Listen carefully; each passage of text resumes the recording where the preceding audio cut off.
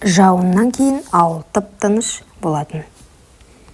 Әлихан мен Зере ауыл шетіндегі ескі үйге жауыннан қашып кіргенде ешқайсысы бұл түнді ешқашан ұмытпайтынын білген жоқ.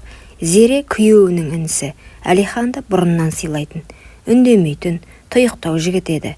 Бірақ ол күні бәрі басқаша еді. Күннің көзі батар-батпаста Зере сиыр сауып жатқан. Кенет аспан күркіреп нөсер құйды. Үйге жүгіріп кірмек болғанда етегі шылқылдап, көйлегі денесіне жабысып қалған. Су сорғалаған шашы иығынан төмен ағып, кірген бойда иығынан көйлегі сырғып кетті. «Кешір, мен сен деп ойлаған жоқпын», деді ыңғайсызданып тұрған қайын ағасына. «Мен де жаңа ғана кірдім», деп жауап берді Әлихан. Бірақ көзі Зеренің көзінен тайған жоқ. Сол сәтте бөлмеде іштей бір толқынды үн тұрды. Тыңдасаң үнсіздік, сезсең жүрек дүрсілі, ешкім сөйлемеді. Бірақ бәрі айтылып қойғандай болды. Жаурап қалған Зере көрпеге оранып төр бөлмеге кетті. Ал Әлихан от жақты. Күйеуі қалаға кеткен, үйде екеуі ғана. Тек оттың жарығы жанып тұр. «Киімдерім су болды, кешір», деді Зере ақырын ғана. «Қаласаң шешіп, оттың қасына жайып қой, мен теріс қарап отыра тұрам», деді Әлихан біртүрлі тұншыға сөйлеп. Зере біраз ойланды. Ол да адам, оның да сезімі, нәзік тұстары бар. Ақыры барлығын шешіп көрпенің астына тығылды. Бірақ ол қимылдаған сайын көрпе қозғалып, иығы мойны ашылып қала берді. Әлихан бұл көріністен көзін ала алмай отырды. «Қызық», деді Зәуре, даусы дірілдеп. «Не?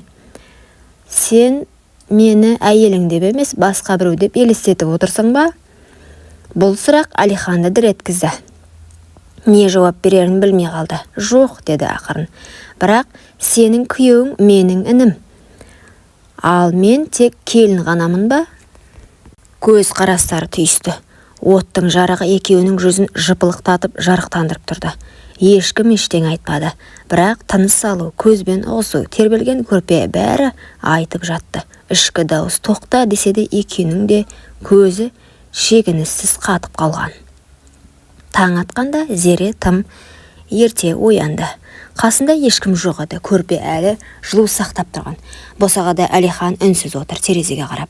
«Сен бәрін түсіндің бе?» деді Зере. Үні дірілдеп. «Иә, және ештеңе болмағанын да білем», деді ол. «Шынымен, біз бір ғана сәтке шекарада тұрдық, бірақ біз ештеңе істемедік. Иә, бірақ ішімізде бір-бірімізді шешіндіріп үлгердік». Зере үндемеді. Ол да білетін. Ол түні ешкімнің денесі тоғыспаса да, ойлар мен сезімдер шекарадан асып кеткен. Кейін бәрі бұрынғыдай болды. Бірақ ешқашан бұрынғыдай болмады. Зере мен Әлихан ешқашан бұл туралы сөйлеспеді. Бірақ біріне қараған сайын іштерінде өрт тұтанып кететін. Жауын жауған сайын Зеренің денесі тітіркеніп, сол түні есіне түсетін. Әлихан от жағып отырған сайын көз алдында көрпенің астындағы Зере елестейтін. Бұл құпия, бұл шекара, бұл ешқашан болмаған, бірақ ешқашан ұмытылмайтын бір түн болды. Бір аптадан кейін Зеренің күйеуі Нұржан қаладағы шаруаларын бітіріп үйге оралды. Бәрі бұрынғыдай арқа-жарқа қарсы алғаннан кейін дастархан, шай, жылы сөздер. Бірақ Зере бұрынғыдай емес еді. Ол күйеуінің жанында отырса да көзімен Әлиханды іздейтінін шығарды. Әлихан да онымен көз түйістірмеуге тырысты. Бірақ бұл екеуінің арасында үнсіз от өшпеген еді. Сен жауыннан кейін суық тигізіп алмадың ба? Деді Нұржан. Зере еріксіз жымиып.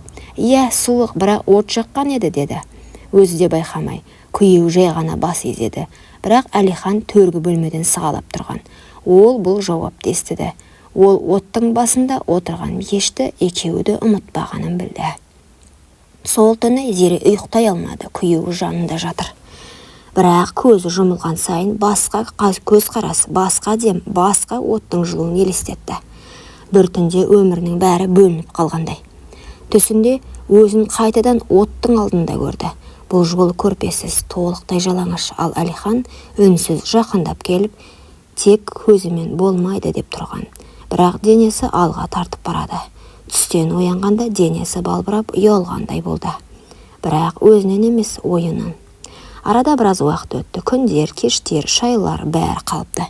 Бірақ Зере мен Әлихан арасында үнсіз тілдесу, ұзақ көз қарастар, жай ғана сәл тоқтап күлімдеу бәрі үдей түсті.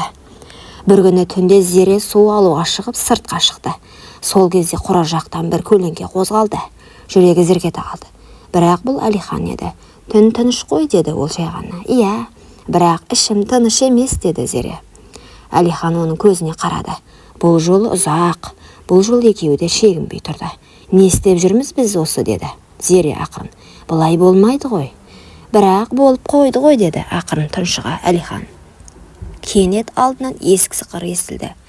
Зере селк етіп үйге қарай жүгірді, ал Әлихан түнде сіңіп кетті. Ертеңіне бәрі бұрынғыдай болды, бірақ Әлихан Зереге қағаз қалдырды, қысқа ғана сөз. Түсімде сен үнемі оттың жанындасың, көрпенің астында. Сен мені неге түсіңде шақырасың, Зере? Зере хатты қайта-қайта оқыды. Жауап бергісі келді, бірақ қалай? Күйеуінің көзіне қарай алмай жүрген келін өз жүрегімен күресе алмай қалды. Сол түннен кейін көп ұзамай Зеренің бас айнала бастады. Асқа зауқы соқпай әлсіреп жүрді. Алғашында өзі де мән бермеген, бірақ бір күні шай құйып отырып қолындағы кесені түсіріп алды. Әлсіздік пе, әлде жүректегі қорқыныш па? Өзі де білмейді. Енесі, келін-ау, сен түрің біртүрлі. Әй, аяғың ауыр емес пе, деді. Зере естіп тұрған білсе де үндемеді. Басын шайқады. Бірақ сол түні дүкенге өзі барып тест алды. Жауап біреу еді. Екі сызық. Қолы дірілдеп отыра кетті. Күйеуімнен бе? Әлде ол кезде күйеуі қалада еді. Бірақ жоқ, мүмкін емес. Бір сәтке ғана еске түсті. Сол жауыннан кейінгі түн, көрпенің астындағы дем. Оттың жарығында өртенген сезім. Тіпті ештеңе болмаған күннің өзінде денесімен емес, жанымен берілу еді. Мен оған іштен істеген жоқпын, бірақ іштей мен сол сәтте соны қалап тұрдым, деді. Күйеуі күлімдеп кіріп келген күні Зере не істерін білмей қалды, төсекте үнсіз жатты. Күйеуі құшағына алғанда денесі емес, жаны қысылды. Бір кеште бәрі ұйықтап жатқанда Зере сыртқа шықты. Ай астында жалғыз тұр еді. Артынша Әлихан да келді. Сен де ұйықтай алмай жатырсың ба, деді. Жоқ, бәрі жақсы ма, Зере, деді біртүрлі елеңдеп. Жоқ, ұзақ үнсіз орнады. Менің аяғым ауыр сияқты, деді. Әлихан қозғалдықтап. Сүйгеніңнен бе, деді. Мен оны сүймеймін, ол тек күйеуім, деді. Зере деп сыбырлады ол, бірақ Зере көзін жұма салды. Егер сенен болса, не істейсің? Әлихан демін тартып алды. Сен ештеңе айтпа, бұл сыр. Менімен бірге кетсін. Егер керек болса, мен кетемін. Мен жоғаламын. Жоқ, сен кеткенде мен жалғыз қаламын ғой. Сол түн екеуі тағы ештеңе істемеді, бірақ енді бұл үнсіздіктің өзі күнә секілді ауыр болды. Айлар өте берді, Зеренің іші білініп қалды. Енесі қуанып жан-жаққа сүйінші айтумен жүр. Бірақ бір күні Зере ішін сипап отырған кезде енесі жанынан өте бере. Сенің ішіңдегі бала кімнен екен? Зере селк ете қалды, қорққанын жасыра алмады. Біреуге ұқсайды ма? Әркімнің өзіне ұқсамайтын біреу болады ғой, деп күлді. Нұржан соңғы кезде тым суып кеткен. Үйге кеш келіп жүр, жылы сөз жоқ. Бір күні Зере батылданып сұрады. Саған бірдеңе болды ма, деді. Жоқ, бәрі жақсы. Сен маған режуліш сияқтысың ғой. Жоқ, тек сен көп ойланатын болдың. Бұрынғыдай емессің. Қолыңды ұстасам жүрегің дір ете қалатын. Сен маған не жасырып жүрсің? Айтшы, деді. Зере еш жауап бере алмады. Ол үнсіз бөлмеге кіріп кетті. Сол түні түсінде бала жылап жатты. Бірақ даусы Әлиханның үнімен. Ай айналып күн аунап Зере босанды. Ол бала енесі қуанып жүр. Бала тап-таза, қып-қызыл боп дүниеге келді. Бірақ бір жұмадан кейін нәрестенің бет-әлпеті анықтала бастаған кезде жұрт сыбырлай бастады. Енесі балаға ұзақ қарап тұрып, әкесіне ұқсамаған екен, деді ақырын.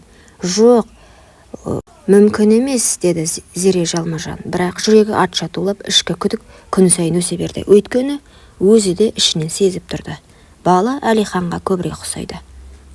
Бір күні Нұржан кеш оралды. Қолында ескі күнделік. Бұл Зеренің күнделігі еді. Жазып тастаған. Бірақ ішіндегі бір беті ғана жыртылып қалған бетінде мынадай жазулар тұр еді. Мен ештеңе істемедім. Бірақ екеуміздің ішімізде бәрі болды.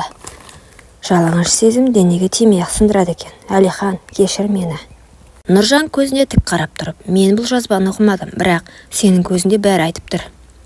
Жоқ, мен ештеңе істеген жоқпын, деді, бірақ сенің жүрегің менен кеткен. Нұржан қолына баланы алып тұрып ұзақ қарап тұрды. Кенет көзіне жас келіп сәбиді ақырын Зеренің төсіне жатқызды да: "Бұл бала менікі емес шығар, бірақ оның кінәсі жоқ. Мен сені кешіремін, бірақ өзімді кешіре алмаймын" деді. Ол үнсіз жиналды да үйден шығып кетті. Сол кеткеннен оралмады. Бірнеше күннен кейін ауылға сөз тарады. Әлихан ауылдан кетіп жатыр екен. Ешкімге ештеңе айтпаған. Жолға жиналып жатқан Зере келіп соңғы рет жолықты. "Сен ше ештеңе айтпайсың ба? Айтатын сөз қалды ма, Зере?" "Бала, ол менікі болсын болмасын, мен оны ешқашан көре алмаймын. Неге? Себебі мен күн сайын сенің көзіңнен өзімді көріп, өзімді жек көргім келмейді." Зере егіліп жылап, басын оның иығына қойып: "Мен саған ешқашан тәнімді бермедім, бірақ жанымды беріп қойыппын. Сол жан менің өмірімді алып кетті." Сол сөзбен Әлихан бұрылды да мүлдем кетіп қалды. Ауылға қайтып оралмады. Зере қайынағасымен болған бір сәттік әлсіздіктің құнын өмір бойы төледі. Нұржан сол кеткеннен қайта оралмады. Ауылда өсекке қалып, енесіне қарабет болды. Бірақ ол ешкімге шағынбады. Басына орамалын тартып, ұлының көз жасына қарап өмір сүрді. Бала күнәсіз еді, ал Зере сол күнәні жүрегінде көтеріп, жалғыз ана болып қалды. Құрметті оқырман, өмірден алынған шынайы оқиғаларды тыңдағыңыз келсе, менің арнама тіркеліп, лайк, комментарий жазып қолдап кетіңіздер. Келесі кездескенше.